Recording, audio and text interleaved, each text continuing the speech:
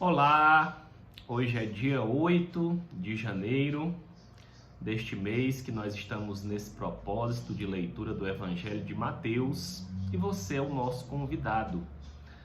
Hoje nós iremos ler o capítulo 7 do Evangelho de Mateus e é o último capítulo que fala do Sermão do Monte. O Sermão do Monte está nos capítulos 5, 6 e 7.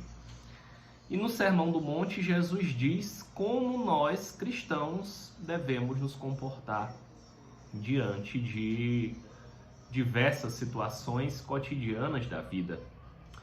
O capítulo 7 vai falar sobre julgamento, sobre dar pérolas aos porcos, sobre oração, sobre dois caminhos que nós podemos seguir, sobre falsos profetas e sobre a prática da palavra que nós lemos ou que nós ouvimos.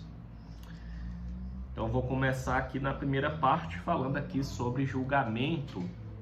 Aqui na minha Bíblia o título diz que o juízo temerário ou precipitado é proibido. E começa assim, Mateus 7, versículo 1. Não julgueis para que não sejais julgados, pois com o critério com que julgardes, sereis julgados. E com a medida com que tiverdes medido, vos medirão também. Porque vês o argueiro no olho do teu irmão, porém não reparas na trave que está no teu próprio?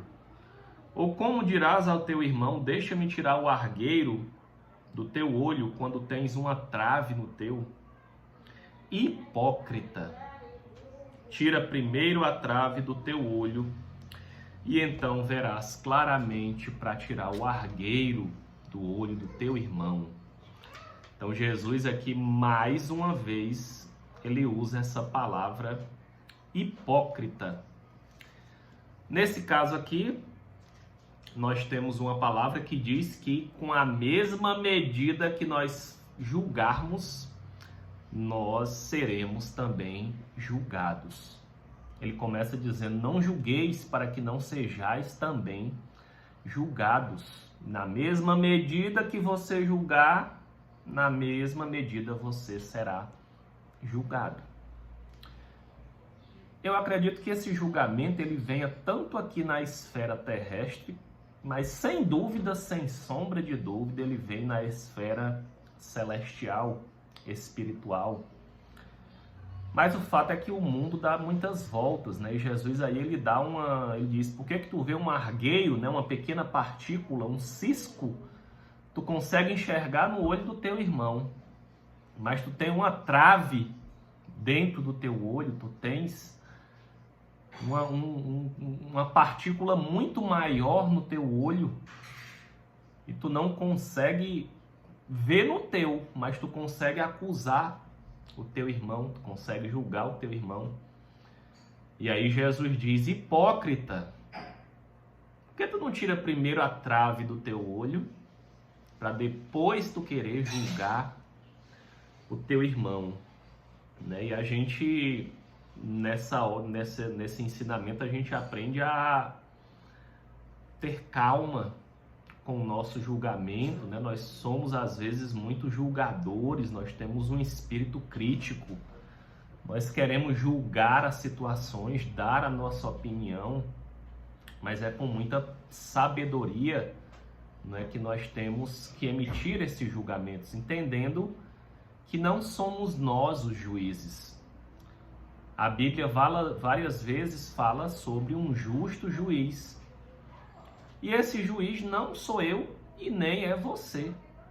Ai, quer dizer que não, Manuel, não sou eu o juiz, não. Não. Quem é o justo juiz? Muitas partes da Bíblia diz aqui, olha, Salmo 7:11. Deus é o justo juiz. Deus sente indignação todos os dias. Salmo 9:4. No trono te assentas e julga retamente, falando de Deus. Salmo 96:10. Reina o Senhor, ele firmou o mundo para que não se abale e julga os povos com equidade. Quem? O Senhor. Salmo 94:2, exalta-te, ó juiz da terra. Quem é o juiz? É Deus. E por que a gente, às vezes, quer julgar tanto as pessoas? Por que nós temos um olhar tão julgador, né? Uma explicação para isso, né, meditando algumas vezes sobre essa questão, é porque o meu calcanhar de Aquiles sempre é diferente do das outras pessoas. A minha área de fraqueza, a minha área de luta não é a sua. As minhas dificuldades não são as suas. Então, geralmente, eu costumo acusar as outras pessoas nas suas áreas de dificuldade. Se eu não tenho problema na área financeira, eu costumo acusar os outros na área financeira. Se eu não sou avarento, eu costumo acusar quem é avarento. Se eu não tenho problema na área de imoralidade sexual, eu costumo chamar os outros de tudo que é nome, dizer e acusar os problemas alheios. Mas eu tenho que ter em mente que não sou eu o juiz, porque há um justo juiz no céu. O que nós temos que ter, nós os cristãos, e temos que praticar isso, é um discernimento sobre as situações. Nós conhecemos a palavra de Deus, nós sabemos de que forma o mundo e as nações serão julgadas com base no que nós cremos.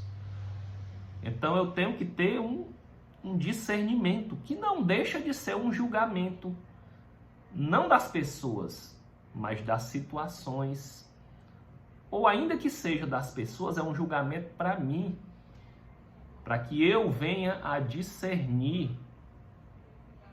se eu devo ir, se eu devo ir para tal lugar, se eu devo andar com tal pessoa, se eu devo, enfim, firmar alianças em determinadas situações que não são da parte de Deus ou que são contrárias à vontade de Deus e o plano de Deus para a minha vida. Isso é discernimento. E eu preciso emitir um juízo de valor. Eu preciso avaliar várias situações para saber se elas vêm de Deus para a minha vida ou não. E isso é um exercício. Porque muitas vezes eu vou errar, muitas vezes eu vou falhar nessa missão de discernir. Né? E ainda falando aqui sobre a questão do julgamento, né? No próximo tópico, a partir do versículo 6, ele diz aqui: não deis aos cães o que é santo, não lanceis ante os porcos as vossas pérolas, para que não as pisem com os pés e voltando vos dilacerem. A interpretação melhor que eu vejo aqui em relação a isso, né? Não dê pérolas aos porcos, né? Nem dê aos cães o que é santo, diz respeito exatamente a eu não levar a palavra de Deus a quem não quer ouvi-la. Não é que eu esteja chamando as pessoas de porcos ou de cães. A questão aqui nessa analogia é que essas pessoas não vão dar o devido valor à palavra de Deus, às questões espirituais, à pregação do evangelho. Eu tiro por mim. Quando eu não era convertido, eu não valorizava essas coisas. Se você jogar pérolas de valor perto de porcos, o que os porcos vão fazer com essas pérolas? Para eles aquilo não é nada. Se você der algo santo aos cães, para os cachorros também não vai significar nada. Se você dá uma palavra de Deus, fala da palavra de Deus, fala desses tesouros espirituais nos céus para alguém que não crê ou não valoriza, o que é isso para essa pessoa? É nada. Então, muitas vezes, nessa questão de julgamento, a gente tem que ter muito cuidado e muita sabedoria para saber se aquilo que nós cremos, se é o momento adequado e se a gente vai fazer isso com amor. Uma outra coisa muito interessante, né, que dentro do corpo de Cristo, dentro da Igreja de Deus, a Bíblia nos recomenda exortar em amor. Então nós podemos andar com o nosso irmão, que escolheu andar com Jesus junto conosco, e que a gente enxerga alguma coisa nele está destoando da vontade de Deus. Em amor nós podemos exortá-lo ao caminho correto. Isso é exortar em amor. Na sequência, no versículo 7 até o 12, né, fala sobre a oração. Pedi e dá-se-vos-á, buscai e achareis, batei a porta e abri-se-vos-á. Pois todo o que pede recebe, o que busca encontra, e a quem bate abrir-se-lhe-á. Ou qual é dentre vós o homem que, se o filho pedir pão, lhe dará pedra? Se vós que sois maus, sabeis dar boas dádivas aos vossos filhos, que dirás vosso Pai que está nos céus, darás boas coisas aos que lhe pedirem. Tudo quanto, pois, quereis que os homens vos façam, assim fazei vós também a eles, porque esta é a lei e os profetas. Então aqui Jesus nos estimula a orar. Pedir e dá-se-vos-á. Só pedir, mas eu posso ir além, eu posso buscar.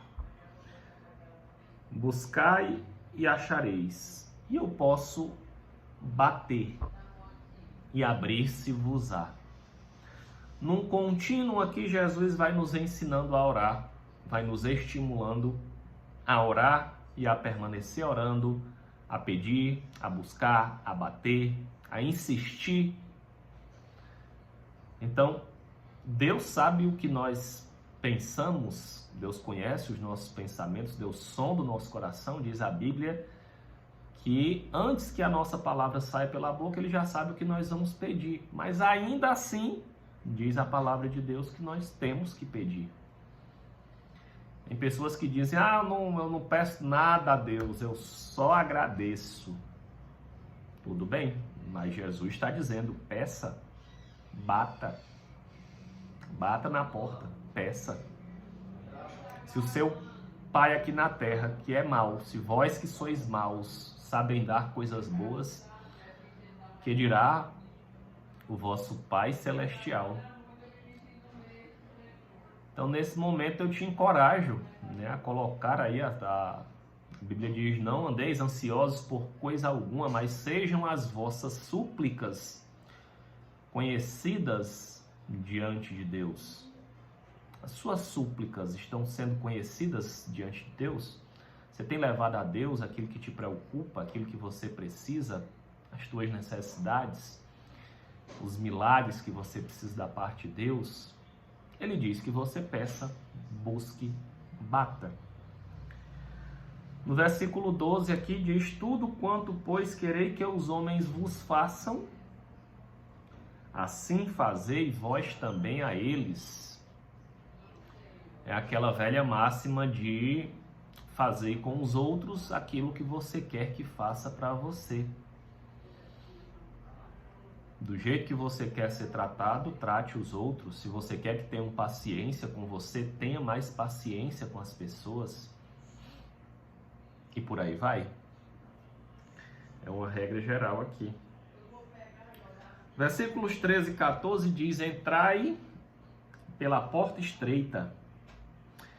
Larga é a porta e espaçoso o caminho que conduz para a perdição. E são muitos os que entram por ela. Porque estreita é a porta e apertado o caminho que conduz para a vida.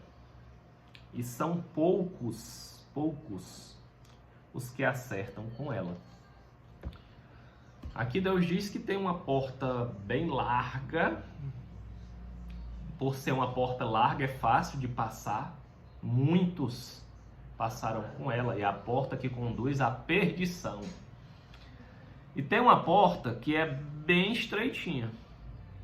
E por ser estreita, imprensada, diz aqui que são poucos que passarão por ela. Mas ela é a porta que conduz à vida. Para alcançar a salvação, o caminho é a porta estreita, porque é a porta que conduz à vida. Para caminho de perdição, a porta larga, eu não preciso fazer absolutamente nada. Emanuel, para alcançar o caminho da salvação, aí eu tenho que buscar a Deus, eu tenho que buscar a justiça de Deus para a minha vida.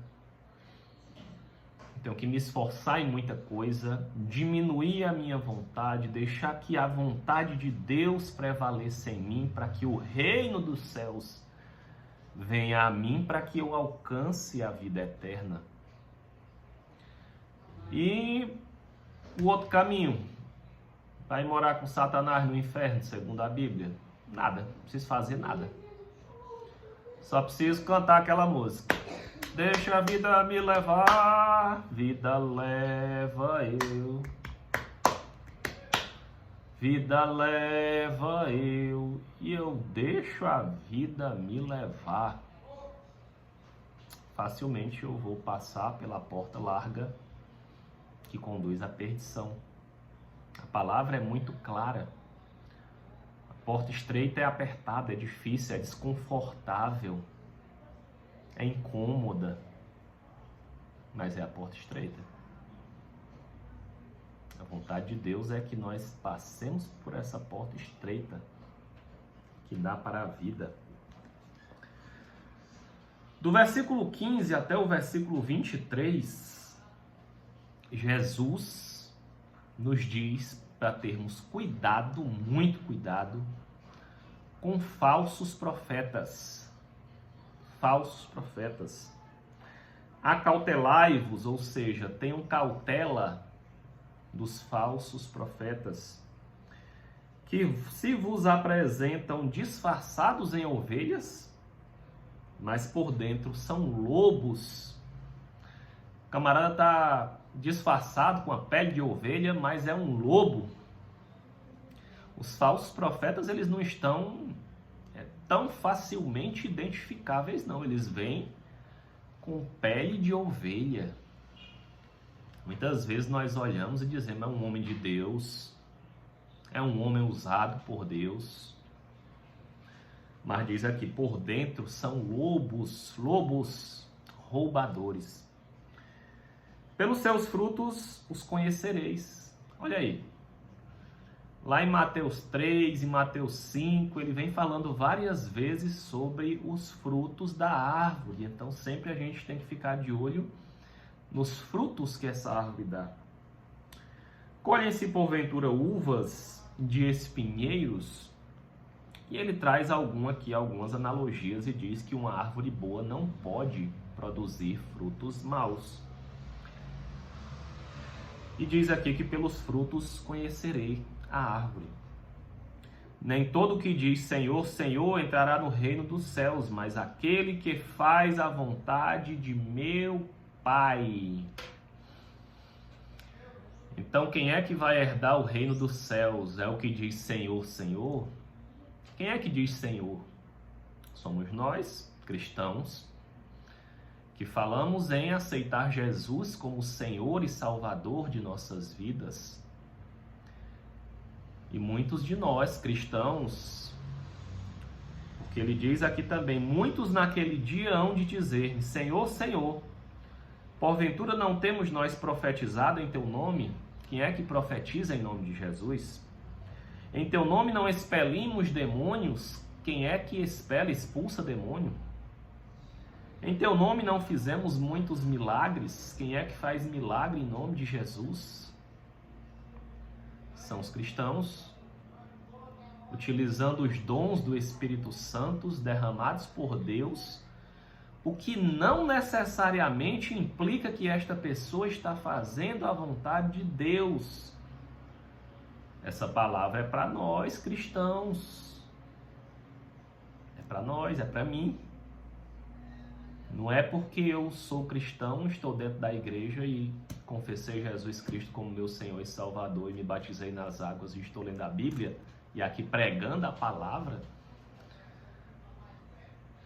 Cuidado, é para a gente se manter alerta, vigilante sobre as nossas práticas, porque diz aqui, nem todo aquele que diz Senhor, Senhor, está no meu WhatsApp. Jesus Cristo é o Senhor.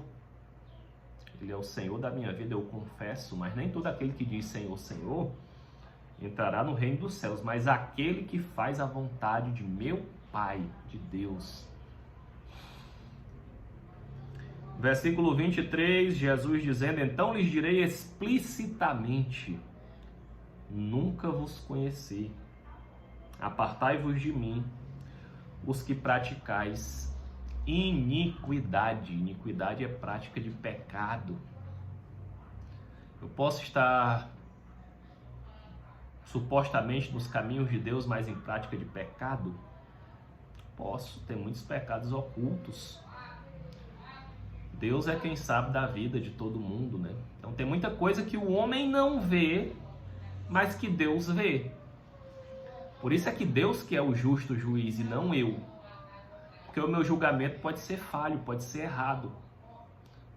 Algo que eu considere justo ou inadequado aos meus olhos, pelo que eu sei ou pela minha capacidade limitadíssima de ver e julgar os fatos, Deus conhece, sonda os corações, julga no mais profundo e íntimo de cada um. Apartai-vos de mim, os que praticais iniquidade. E aí, sobre essa questão de fazer a vontade do Pai que está nos céus, ele continua aí do versículo 24 em diante. Todo aquele, pois, que ouve estas minhas palavras e as pratica, será considerado um homem prudente que edificou a sua casa sobre a rocha.